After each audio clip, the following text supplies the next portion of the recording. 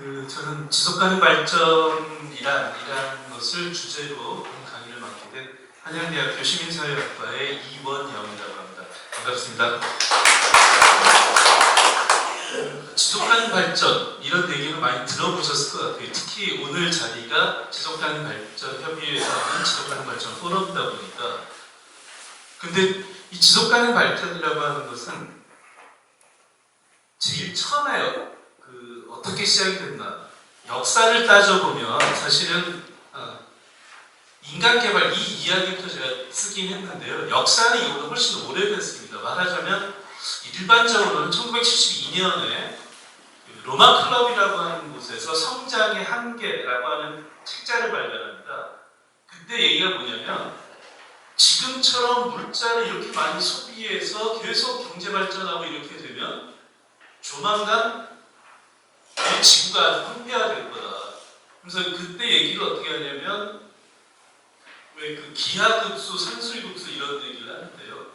워낙 경제가 빠른 속도로 발전하다 보니까 모든 물자의 소비라고 하는 것이 아주 기하급수적으로 돼서 지구가 근데 이제 물자를 소비하게 되면 일반적으로 지구에 있는 자원을 소비하는 건데 지구에 있는 자원이 다시 만들어지기까지는 굉장히 시간이 오래 걸리지 않나요? 그래서 이제 이것은 성장이 일정한 단계에서 딱 부딪혀서 성장을 못하게 된다. 그래서 지금부터라도 우리가 이 발전 개념을 좀 바꿔야 된다. 1972년에 이미 이런 이야기가 나오기 시작합니다. 그러면서 이미 그때부터 상당히 많은 국제회의들에서 이 지속가능 발전에 대한 문제제기들이 굉장히 많이 나오는데 다만 그 시기까지만 해도 1970년대, 80년대 이 시기는 아주 빠른 70년대에는 경제가 굉장히 세계 경제가 스태그플레이션이라고 해서 이제 침체가 됐었던 시기입니다. 그리고 석유 오일 쇼크 이런 게 터지고 이러면서 경제 발전을 멈춰야 된다 혹은 다르게 생각해야 된다는 얘기가 설득력을 갖기가 쉽지 않았다는 겁니다. 그런데 90년대에 들어와서 소위 말해서 탈냉전이 되면서 국제관계에서 이제 과거에는 미국과 소련의 대립이 제일 큰 이슈였다면 소련이 붕괴가 되니까 이제 새로운 문제들이 국제적인 이슈로 부상을 하기 시작했습니다. 그 중에 가장 대표적인 것 중에 하나가 바로 이 인간개발이라고 하는 것인데 인간개발은 개발 혹은 발전의 기본적인 목적은 사람들의 선택의 폭을 넓혀주는 거다. 단지 경제성장이라고 하는 것만이 아니라 쉽게 얘기해서 누구를 위한 경제성장이고 무엇을 위한 경제성장이냐. 경제가 성장하면 사람들의 삶이 좋아져야 되는 게 아니냐. 기본적으로 이런 이제 문제의식을 담았던 것이죠. 그래서 건강하고 창조적이며 장수하는 삶을 영위할 수 있는 환경기업이 목표다. 이제 이런 이야기를 했고요. 바로 인간개발이라는 것을 처음에 얘기했던 것은 UNDP라고 유엔 개발계획이라고 하는 곳인데 여기에서 인간개발 지수라는 걸 만들게 돼서요. 매 발표를 합니다. 그리고 각 국가들마다 랭킹을 매기고 이렇게 해서 발표를 합니다. 그래서 이 경제개발 지수가 당연히 들어가고 여기에 더해서 국민소득, 고용, 교육, 건강, 환경 뭐 이런 내용이 들어갑니다. 여기에다가 또 기대수명, 문자 해독률 이런 것들이 좀 굉장히 종합적으로 들어가서 그 국가의 사람들의 삶이 어느 정도 되느냐, 삶의 질이 이런 걸 종합적으로 설명을 합니다. 그러니까 이렇게 90년대에 한참 이런 것이 논의가 되고 UNDP, 유엔 개발계획에서 이런 걸 발표하게 되고 하는 과정 중에서 이제 드디어 2000년이 다가오게 됩니다. 2000년은 여러분들 기억하실지 모르겠는데 이제 소위 밀레니엄이 돼가지고 굉장히 많이 사람들이 좀 들떠 있었죠. 심지어 무슨 아주 유명한 바이러스가 퍼져서 2000년이 되면 컴퓨터가 다 다운된다 이런 얘기도 있었습니다. 그래서 저도 기억나는 게 99년 12월 31일 날 밤에 컴퓨터 껐다가 2000년 1월 1일 날 아침에 켰던 기억이 나는데 알고 봤더니 아니더라고요. 근데 바로 이 밀레니엄을 맞이해서 유엔에서 그 이전까지 있었던 다양한 논의를 종합을 해서 유엔 개발 분야 정상회의라는 것을 열어서 2000년에 유엔 새천년 정상회의를 열게 됩니다. 여기에서 새천년 정상 선언을 발표합니다. 빈곤 퇴치, 개발의 목표 달성을 위해서 아주 개발력 목표를 얘기하는데 이때까지만 해도 주로 세계에서 이제 빈곤한 국가, 저개발국의 빈곤 문제를 어떻게 해결할 것인가가 제일 중요한 관심사였습니다. 그래서 주로 개발협력, 그러니까 선진국들이 저개발국, 빈곤한 국가를 어떻게 좀 잘 도와줄까, 이런 것이 좀 핵심이긴 했습니다. 그러나 이거 외에도 기타 여러 가지 목표가 함께 나오게 되는데요.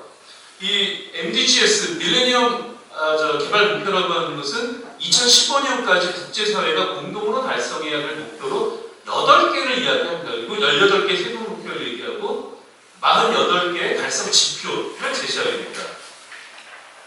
뭐 빈곤 퇴치, 보건, 교육 이런 얘기들을 했는데요. 바로 이겁니다. 8가지 목표가 절대 빈곤 및 기하 퇴치, 두 번째 보편적 초등교육의 실현, 세 번째가 양성평등 및 여성 능력 부양, 네 번째가 유아 사망률 감소, 모성 보건 증진, 에이즈 등 질병 퇴치, 지속 가능한 환경 확보, 개발을 위한 글로벌 파트너십 구축, 이렇게 8가지를 전 세계가 함께 이거 달성하자, 이런 이야기를 하게 됩니다. 이게 유엔에서 MDGs만 하더라도 유엔에서 결의안으로 이걸 결정한 건 아니지만 새천년 정상선언이라고 하는 유엔 회원국의 거의 대부분의 정상들이 모여서 혹은 정상을 대신해서 다른 나라의 뭐 외교부 장관이나 이 정도 되는 분들이 모여서 함께 공동 선언을 한 내용이었습니다. 그래서 주요 세부 목표로는 좀 이렇게 나와 있는데요. 자, 이게 2015년까지 15년 동안 이 MDGs라는 걸 했습니다. 자, 이걸 하다 보니까 아까 8개 목표를 쭉 얘기했는데 사실은 이 8개 목표들에 대해서 전 세계 국가들마다 조금씩 이해관계가 좀 달라요, 사실은. 예를 들어서 환경을 보호하자 이러면 이제부터 무슨 발전을 위해서 뭐 환경을 훼손하거나 하지 말자 이런 얘기를 하게 되잖아요.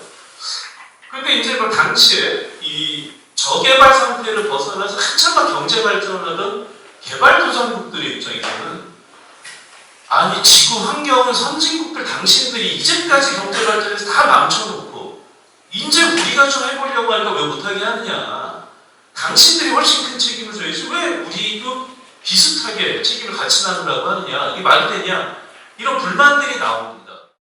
그 여성 문제에 대해서 사실은 우리나라만 하더라도 여전히 저는 뭐 아직 좀 부족하다고 생각합니다만 여건의 과거에 비해서는 많이 이제 좋아졌죠. 그런데 전통적으로 여성의 권리가 아예 무시되는 국가가 생각보다 지금도 굉장히 많이 있습니다. 대표적으로 뭐 특정한 나라 이름을 얘기해서 어떻게 하냐면 인도 같은 경우, 여기 지금 인도에서 오신 분 안 계시죠? 인도 같은 경우는 지금도 언론에 보면 이해할 수 없는 여성에 대한 살인, 그 살인이 무슨 어떤 범죄 때문이 아니라 제가 가장 깜짝 놀랐던 건 명예살인이라고 하는 게 있었습니다. 그러니까 한 인도 젊은 여성이 남성들에 의해서 강간을 당했어요. 그러면 그 남자들을 잡아가고 처벌해야 되잖아요. 그런데 이게 그 집안에서, 강간당한 여성의 집안에서 이 여성이 우리 집안의 명예를 더럽혔다. 그래서 명예살인이라고 하고 이걸 다 그 모든 친척들이 눈을 감아주더라고요. 이런 일이 아직도 있다는 걸 언론에서 봤습니다. 지금도 그러니 이 2000년에서 2015년 사이에 세계적으로 보면 여성의 권리 신장은 전 세계적으로 봤을 때 그렇게 높게 되지는 않았다는 거죠. 그리고 인도 같은 이런 나라들은 왜 그걸 자꾸 이렇게 강조하느냐라고 이제 불편해하고. 자, 그래서 이 MDGs가 2015년에 끝나게 되는데 잘한 일이 많이 있습니다. 특히 빈곤 문제는 상당히 많이 개선이 됐습니다. 5억의 인구가 절대 빈곤, 여기에서 빈곤은 절대 빈곤입니다. 하루에 1.25달러 미만으로의 소득으로 삶을 살아가는 사람. 1.25달러면은 뭐 계산하기 편하게 지금 얼마인지 모르겠어요. 한 1,500원 되는 1,300원이죠. 1,300원이면은 1,300원 더하기 한 300원, 1,600, 1,700, 800쯤 되는 거죠. 1.25달러면 이 돈으로 하루를 살아가는 이 기준을 절대 빈곤 이렇게 얘기를 하는데 사실은 이 숫자상에서 절대 빈곤이 5억 명이나 구제됐다면 굉장히 잘한 것 같긴 하지만 구체적인 금액으로 이렇게 얘기를 해보면 물론 이 1,몇백 원이란 돈이 빈곤한 나라에서 큰 돈이지만 우리나라 기준으로 보면은 말이 안 되잖아요. 이걸 어떻게 하게? 버스 한 번 타면 끝나는 금액인데. 그러니까 전 세계에 이렇게 그 경제적 격차가 심하다는 거죠.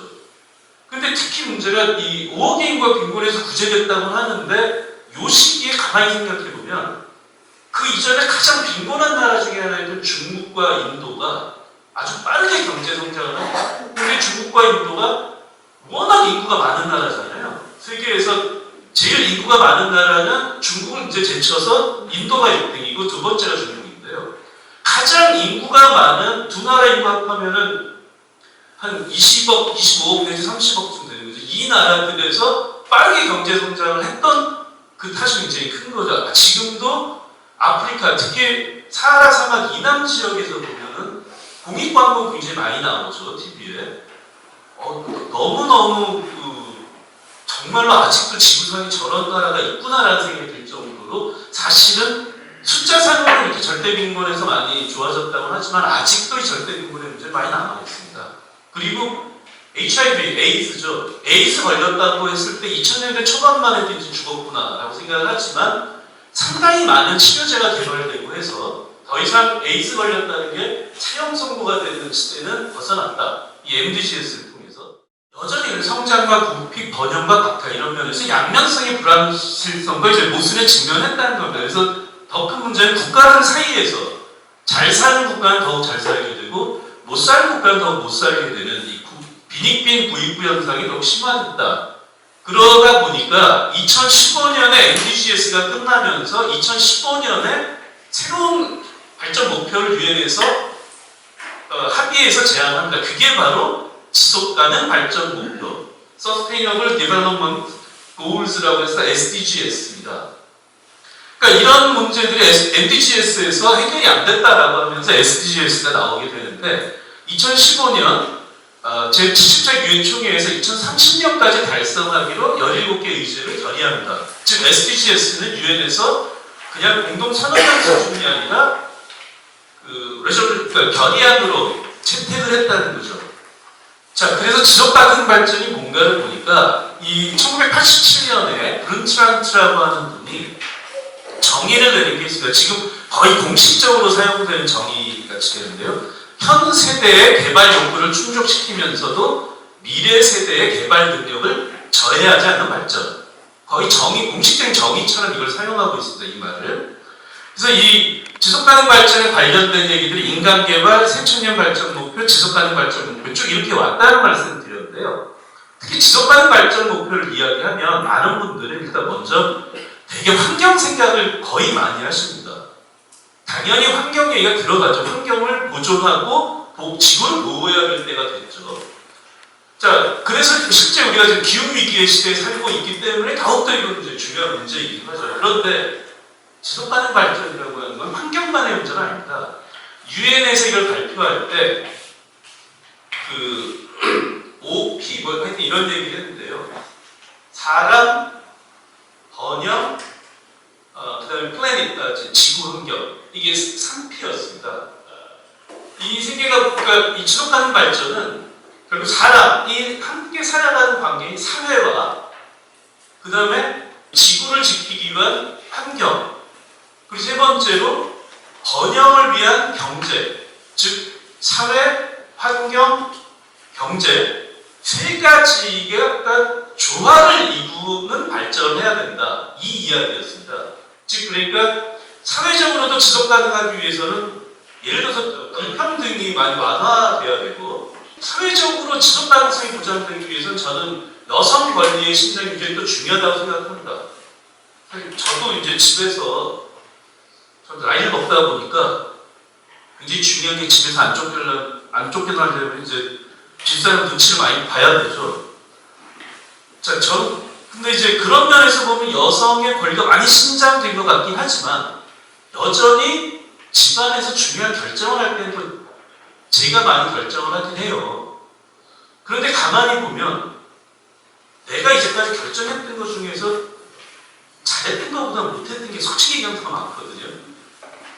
그러니까 여성의 권리 신장이라고 하는 것이 여성이 남자보다 더 위에 올라서자 이 얘기가 아니라 남녀가 정말로 평등한 관계, 균형 잡힌 관계를 맺을 수 있는 이게 되자. 이제 이런 얘기겠죠. 그 다음에 이제 그 경제라고 한다면 빈곤 문제도 있을 거고 불평등 문제도 있을 거고 이렇겠죠. 그다음 환경에 있어서는 당연히 기후 위기를 막기 위해서 지구 환경을 보호해야 되는데 이 중에서 언뜻 잘 우리들이 생각하지 못하는 게 생물 다양성 문제라는 게 있습니다. 지금 의외로 기후 위기에 따라서 인간도 환경을 많이 받지만 모든 생물들이 영향을 받는데요. 육상 생태계나 해양 생태계가 많이 망가져 있다는 겁니다. 그런데 이 생태계가 망가지게 되면 우리가 번영을 하기 위해서 사실 육상이나 해양에 있는 생태계의 자원을 가지고 뭘 하죠. 그럼 이제 그러니까 즉 모든 것의 순환의 고리가 끊어지게 된다는 겁니다. 육상 생태계나 해양 생태계가 망가지면 전에 제가 어떤 다큐멘터리를 봤는데 해양 바다에 대한 바다 속을 보여주는 다큐멘터리인데 깜짝 놀란 적이 있었습니다. 바다의 사막화. 바닥에서 살아가야 되는 아주 심해는 아니고 근해에 좀 얕은 바다인데 사막화 현상이 굉장히 심하게 됐다는 이런 다큐멘터리를 본 적이 있었습니다. 사실 아주 깊은 바다는 인간이 영향을 미치기가 쉽지가 않습니다. 사실은. 그러니까 오히려 보존이 잘 돼 있겠죠. 근데 얕은 바다는 우리가 먹고 살거나 이러기 위해서 그 훼손을 하기도 하고 기후 위기에 영향이 아주 직접적으로 얕은 바다에 미치기도 하고요.